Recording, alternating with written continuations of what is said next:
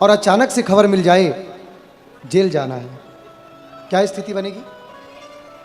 जमीन खिसक जाएगी। लेकिन वो ठाकुर जी का तो अवतार ही जेल में हुआ है। ये ठाकुर जी ने कथाओं को केवल कथा मत मानो माय डियर, ये हम सभी के जीवन का एक अमूमन सबका प्रश्न है, सबका प्रश्न है भागवत जी में। ठाकुर जी चाहते तो क्या जरूरत थी जन्म लेने की? वो बिना पैरों के चलता है, एक बार मुस्कुराता है तो पृथ्वी का सृजन हो जाता है, एक बार गंभीर होता है तो पालन हो जाता है, और थोड़ा सा बहुएं ऐसी करता है तो महाराज प्रलय आ जाती है, और प्रलय कालीन समुद्र में सारी सृष्टि डूब जाती है। अभी देखते चलिएगा, बड़ा कलिकाल बढ़ेगा। आदमी के अंदर इंसानियत नहीं होगी, मानव के अंदर दया नहीं होगी, केवल और केवल ये भावना रह जाएगी, बस पेट भर लो, पेट भर लो बस।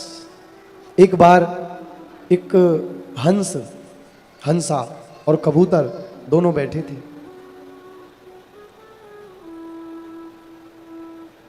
अब कौओं के झुंड में जो आके हंस बैठा, बबुला बैठा।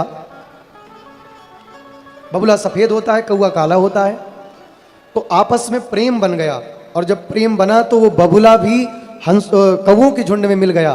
तो कौआ तो कहीं भी बैठता है, तो नाली में जाके बबुला और कौए दोनों गिरे, तो दोनों का रंग कैसा हो गया? काला। काला एक ऐसा रंग है कि जिस पे फिर कोई रंग दूसरा नहीं चढ़ता। सतयुग त्रेता द्वापर में तो ठाकुर की पूजा भी नहीं होती थी। ऐसे नहीं कि लड्डू गोपाल खरीद लाए, पूजा हो गई। गुरु आज्ञा करते थे, गुरु देते थे, ले जाओ पूजा करना। जब तक गुरु आज्ञा नहीं होती थी तब तक पूजा नहीं मिलती थी। सतयुग त्रेता द्वापर में गुरु परीक्षा लिया करते थे, सालों लग जाएंगे, 10 साल लग जाएंगे, दीक्षा नहीं मिलती थी। कह देते थे भगवान नाम का मंत्र का जाप करो, जब हम देख लेंगे अंतःकरण पवित्र हो गया तब तुम्हें नाम दान देंगे। लेकिन कलयुग कितना पवित्र है, मैं इसे अपवित्र नहीं मानता। चाहे कोई कैसा मानव हो, तर जाता है। लेकिन हमारी स्थिति पता है कैसी हो गई है? जैसे एक बबुला सफेद रंग का कौओं के झुंड में जाके नाली में गिरा तो काला पड़ गया। संत भगवान निकले तो कहते हैं, अरे बबुला तुम्हें पता है तुम कौन हो? तो कहते हैं, अरे संत जी मैं तो कौआ हूं और कौन हूं? बोले तुम अभी भूल रहे हो, तुम बताओ कौन हो? अरे बोले मैं भी तो कह रहा हूं बबुला हूं, नहीं कौआ हूं। संत भगवान ने एक जल लिया, और संत का जल क्या है? यही सत्संग।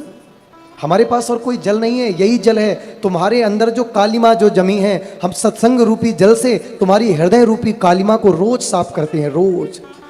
7 दिन में भक्ति ज्ञान वैराग्य तुम्हारे हृदय में नचा के जाते हैं। अब ये कैसे जीवित रहेंगे? ये तुम्हारा नाम जब तय करेगा। कथा की सार्थकता, भंडारा कितना बड़ा हुआ इस बात से मत आंकिए, कितना धन व्यय हो गया इस बात से मत आंकिए।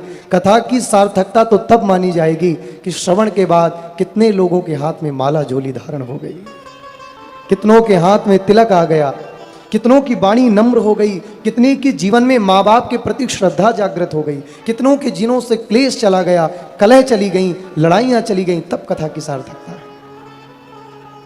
एक कोई नौजवान युवक एक संत जी के पास में गया,